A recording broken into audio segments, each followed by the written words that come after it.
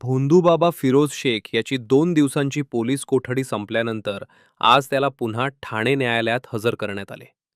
न्यायालयानं फिरोज शेख आणि सहआरोपी राम यल्लाप्पा वडार या दोघांना 18 जुलैपर्यंत पोलीस कोठडी सुनावली आहे.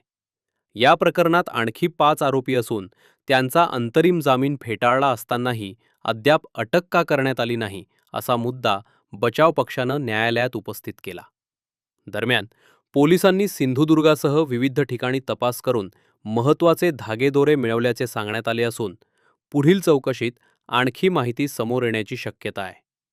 फिर्यादीनं स्वतःच्या सुरक्षेसाठी पोलीस संरक्षणाची मागणीही केली आहे. फिरोज शेख जो आहे बाबा, जो भोंदू बाबा, त्याला अटक केली होती. त्याला आज रोजीपर्यंत पोलीस कस्टडी होती. त्याला आज मेहरबान न्यायालयात पोलिसांनी हजर केलं. त्याच्यामध्ये 18 तारखेपर्यंत मेहरबान न्यायालयाने पोलीस कस्टडी दिलेली आहे. सर, एकंदरीत आज युक्तिवाद देखील झालेला आहे. 5 नंबरचे फिरोज शेख हे आरोपी आहेत. फिर्यादीच्या आरोपीच्या वकिलांनी असा दावा केलेला आहे की उर्वरित जे 4 वरचे नंबर आहेत त्यांना अटक का नाही होते, अंतरिम जामीन त्यांचा फेटाळलाय, मात्र पोलीस त्यांना का नाही ताब्यात घेतले. आरोपींच्या वकिलांनी फिरोज शहाचे जे वकील आहेत त्यांनी फिरोज शेख त्याचे जे वकील आहेत त्यांनी त्यांच्या आर्ग्युमेंटमध्ये ते गोष्ट मेन्शन केली की जे 1 ते 5 आरोपी आहे त्यांचा बेल रिजेक्ट झालाय आणि दुसरं म्हणजे बाकीच्या आरोपींना अटक का होत नाही. तो फक्त त्यांच्या आर्ग्युमेंटचा पार्ट होता. याच्यामध्ये महत्वाचं म्हणजे नवीन काही रिकव्हरी आणि पोलिसांनी इन्व्हेस्टिगेशन केलंय. त्यासाठी ते सिंधुदुर्ग आणि इकडे जाऊन आले. त्याच्यामुळे त्यांना बाकी तपास करायला मिळाला नाही.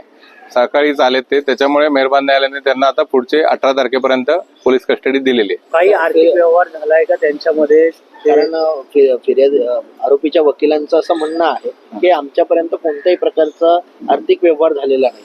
आता ह्याच्यामध्ये जो फिर्यादी आहे जी, तिला या संदर्भात आर्थिक, कारण का त्याला जे आरोपी आहेत तेच लोक त्यांना त्या बाबाकडे घेऊन गेलेले, त्यामुळे त्या संदर्भात तिला काही गोष्टी माहीत नाही. हा इन्व्हेस्टिगेशनचा पार्ट आहे. आता जसं जसं पोलीस कस्टडी वाढते नवीन नवीन गोष्टी समोर येतील आणि ते तपासामध्ये पुढे जाऊन समोर येतील. दुसरा आरोपी जो आहे जो वडार, त्याचा नेमका काय रोल होता हे पोलिसांनी कोर्टासमोर मांडलेलं आहे. आता हा जो दुसरा आरोपी आहे त्यालाही 18 तारखेपर्यंत काल हजर केलं होतं. त्याला 18 तारखेपर्यंत पोलीस कस्टडी दिलेली आहे. त्याचा रोल जो आहे, हे जे जादूटोणा अघोरी कृत्याचं जे मटेरियल आहे तो त्यांना जो आहे फिरोज शेख, त्याला हा सप्लाय करायचा साहित्य, आणि त्याच्यानंतर हे अघोरी कृत्य केल्यानंतर त्याची विल्हेवाट म्हणजे नदीत सोडणं किंवा काय जे अघोरी हे आहेत त्यांच्या काय परंपरा आहेत त्याच्याप्रमाणे तो त्याची विल्हेवाट लावायचा.